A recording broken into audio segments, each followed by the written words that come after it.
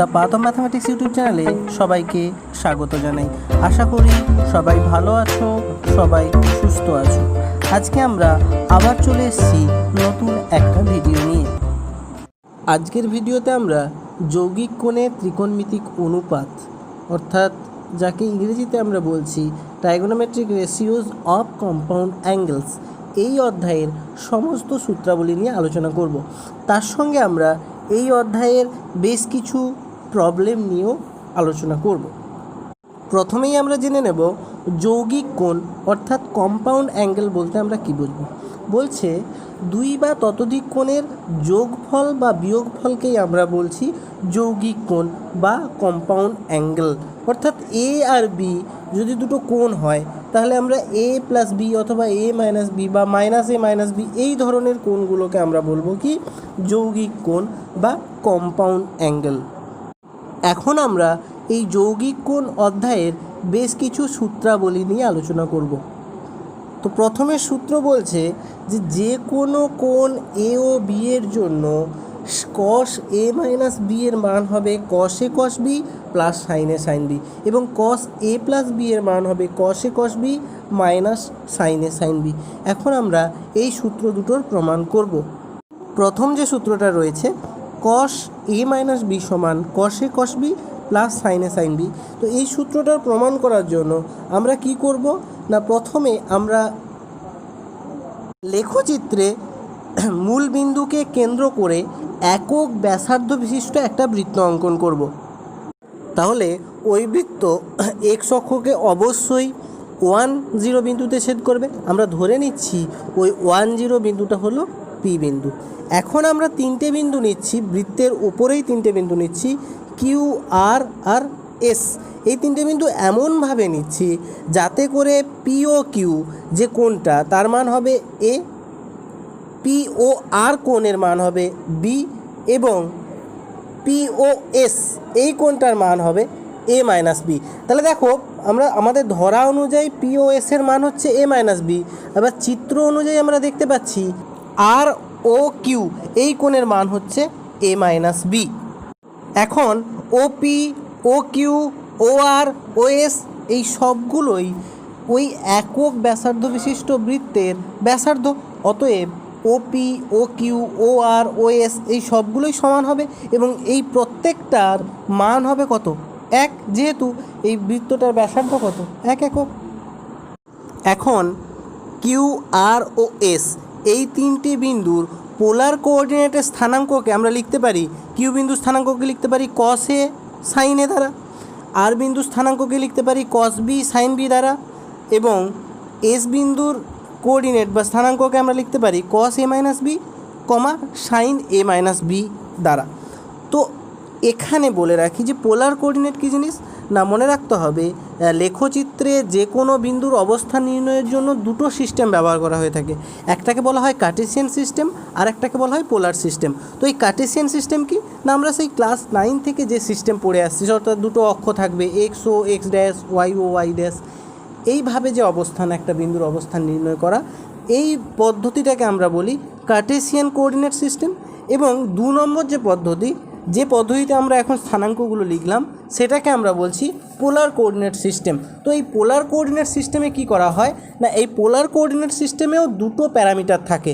কি না, একটা হচ্ছে ধনাত্মক এক্স অক্ষের সাপেক্ষে ওই বিন্দুটা এবং মূল বিন্দুর সংযোজক সরলরেখার দ্বারা উৎপন্ন কোণ, এবং মূল বিন্দু থেকে উক্ত বিন্দুর দূরত্ব।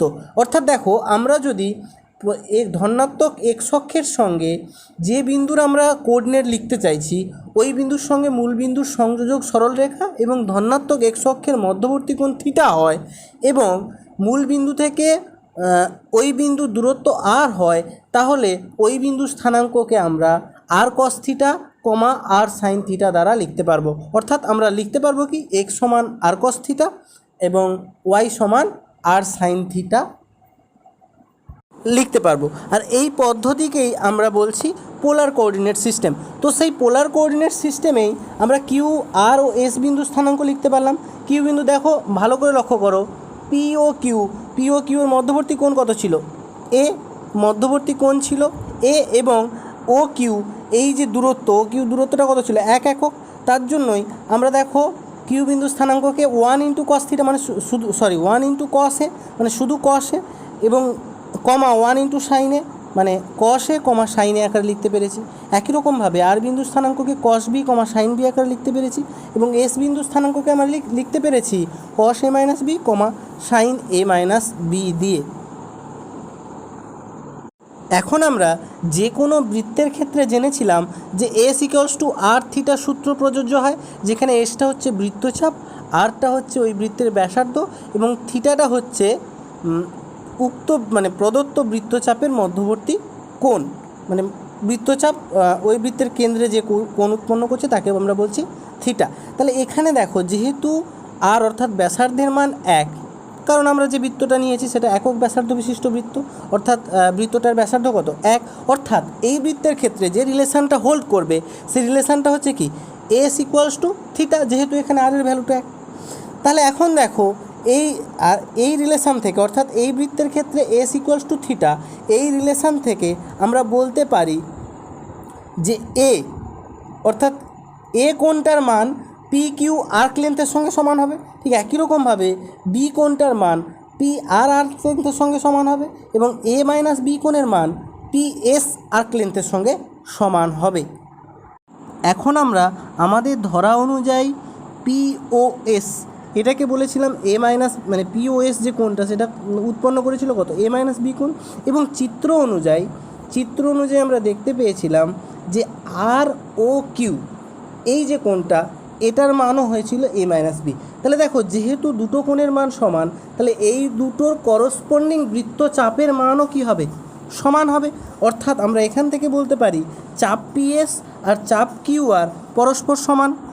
এখন এই চাপের ওপর যদি কোনো জ্যা থেকে থাকে বা এই চাপের ওপর যে দুটো জ্যা রয়েছে, জ্যা দুটো হচ্ছে একটা পিএস জ্যা আর একটা কিউ আর জ্যা, এই দুটো জ্যাও পরস্পর সমান হবে। তাহলে এখন এখান থেকে আমরা বলতে পারি যে পিএস যে জ্যা তার স্কোয়ার সমান Q R J square, Q R যে জ্যা তার স্কোয়ার, এই দুটো পরস্পর সমান হবে। এখন পিএস জ্যা বলতে কি না পি আর এস এই দুটোর মধ্যবর্তী দূরত্বকে বোঝাচ্ছে, আর কিউ আর জ্যা বলতে কি না কিউ এবং আর এই দুটো বিন্দুর মধ্যবর্তী দূরত্বকে বোঝাচ্ছে। তাহলে এখন আমরা যে কোনো দুটো বিন্দুর মধ্যবর্তী দূরত্ব নির্ণয় করার সূত্র শিখেছি, তো সেই সূত্র প্রয়োগ করে আমরা দেখতে পাচ্ছি কি না পিএস এর স্কোয়ার সমান হবে কস এ মাইনাস বি মাইনাস ওয়ানের whole square plus sign A minus B minus 0 এর হোল স্কোয়ার, এবং কিউআর যেটা ওই কিউআর এর স্কোয়ার সমান হবে কস এ মাইনাস কস বি এর whole square plus sign A minus sign B এর হোল স্কোয়ার। তো এখান থেকে ক্যালকুলেশন করার পর কাটাকাটি করার পর আমরা দেখতে পারলাম বা আমরা পাবো কি না কস এ মাইনাস বি সমান cos A cos B plus sign A sine B, অর্থাৎ আমরা কিন্তু প্রমাণটা করে ফেলতে পারলাম। এর পরের সূত্র ছিল cos of A plus B সমান cos A cos B minus sine A sine B. তো এখন দেখো যেহেতু আমরা এর ঠিক আগেই কস এ মাইনাস বি এর সূত্র মানে প্রমাণ করতে পেরেছি, তাই এখন আমরা কি করব না মাইনাস বি এর জায়গায় মাইনাস বি বসাবো, অর্থাৎ দেখো ওই কস এ মাইনাস বি সমান যে সূত্রটা আমরা পড়েছিলাম যে cos A cos B plus sign A sine B, ওই সূত্রে আমরা কি করব বি এর জায়গায় মাইনাস বি বসাবো। তাহলে বি এর জায়গায় যখনই মাইনাস বি বসাবো বসিয়ে ক্যালকুলেশন করলে আমাদের যে রুলস অনুযায়ী ক্যালকুলেশন করলে আমরা দেখতে পাচ্ছি কি না কস এ প্লাস বি সমান হচ্ছে কস A cos B minus sine A sine B, অর্থাৎ আমরা কিন্তু প্রমাণটা করে ফেলতে পারলাম।